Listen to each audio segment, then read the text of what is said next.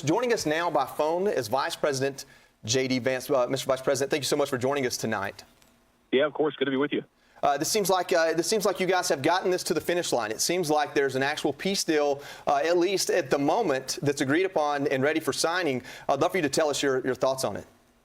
Well, first of all, I think it's a big moment for the United States of America, thanks, of course, to the president's leadership and the hard work of the entire team. Three things that I think are important for the American people just to appreciate about what this deal does for all of us as Americans. Number one, this is the immediate opening of the Straits of Hormuz and, of course, the lifting of the naval blockade that we've had on Iran along with it. The number two thing that it means is that Iran will never have a nuclear weapon, and not just pursue a nuclear weapon, but procure or try to buy a nuclear weapon as well. That's built into this agreement. And then the third thing is, and this only happens, to be clear, if Iran delivers on their promise. And so there's an approach here where we verify and where there are real benefits so long as Iran meets their end of the obligation.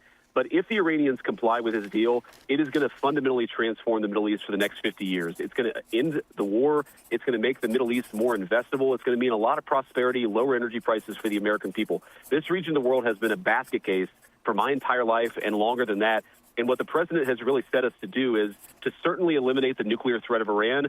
That's done. But now possibly to build to a new era of Middle East prosperity and success, where it's not a region of the world where the United States has to... Trump's birthday, no less. I wanted to ask you, Mr. Vice President, what your message is to the American people who have hung in there amid the high gas prices, the president posting on Truth Social, fire up your engines, let the oil flow. A lot of Americans are excited and relieved to see that. We know it's not going to happen all at once, but what is your message to the American people when their primary concern is that price at the pump? Well, I guess my primary message to the American people is thank you. Because of your patience, I think that we've solved the problem that has plagued this country again for well before I was even born, which is a terrorist supporting Iran that was pursuing a nuclear weapon. We are now at a place here where we can say with confidence they're not going to get a nuclear weapon. And again, if they comply with the broader elements of the deal, this entire region, I mean, think about this. For 40 years, if you've heard about the Middle East as an American, you've heard about war, you've heard about terrorism, you've heard about the constant chaos of the region. What the president has done is created the real space to transform that region, cooperation between the Gulf Arab allies and the Israelis, and now hopefully a new era with the Iranians. Again, we're going to verify and ensure that they're meeting their end of the bargain.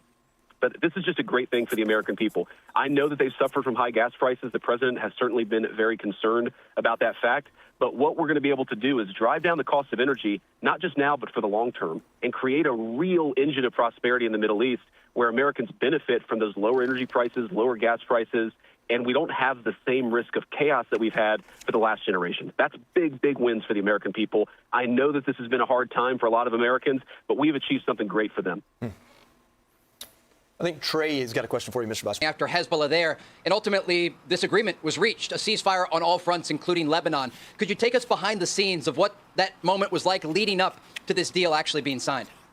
Well, Trey, you're exactly right. I mean, after the Israelis struck Beirut, we were very worried, and we saw a lot of evidence that the Iranians were going to launch a large number of missiles at the Israelis. With our communication with them over the course of getting to this signed peace deal, they assured us that they were not going to respond to the Israelis, and they were going to sign this agreement and get to peace. Now, of course, you always have to verify these things, Trey, and we know that there are a lot of people in the Middle East who do not want to make this deal happen. There's, of course, the Hezbollah terrorist organization. Some elements of that organization are still threatening the Israelis. You have a number of different pieces that are moving, and as you know, Trey, sometimes these ceasefires take a little bit of time to take root. People are very good over there at fighting each other. They haven't quite learned how to make peace. But I think under the president's leadership, we've turned over a new leaf. We're going to keep on working at it. I'm not going to say that everybody's going to sing Kumbaya tomorrow. It's going to take a little bit of time to learn the ways of peace. But I do think we took a major, major step tonight. Mr. Vice President, it's Guy Benson. And Mr. Vice President. Oh, go ahead, Trey. Mr. Vice President, we understand there will be a signing ceremony in Geneva, Switzerland later this week. Will you attend that ceremony?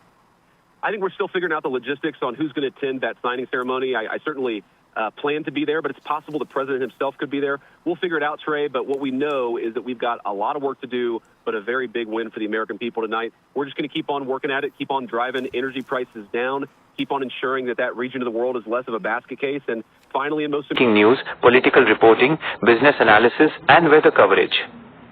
Opinion and commentary. Features a wide range of programs such as Hannity, Jesse Waters Primetime, The Ingraham Angle, and Gutfeld. which focus on conservative perspectives and political analysis.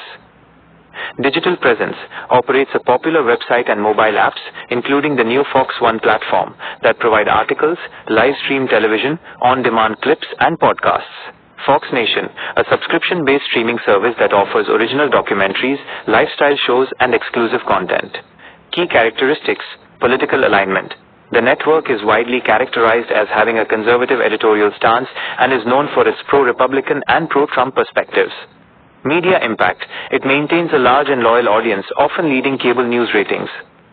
Academic research has noted its influence on American political discourse and voter behavior. Controversies. Over the years, the network has faced criticism regarding its journalistic standards, accusations of bias, and various legal controversies involving its hosts and executives. You can access their content through traditional cable television, their website at link to foxnews.com, or their various mobile applications. This video provides an example of the types of content and discussions featured on Fox-affiliated local news programming.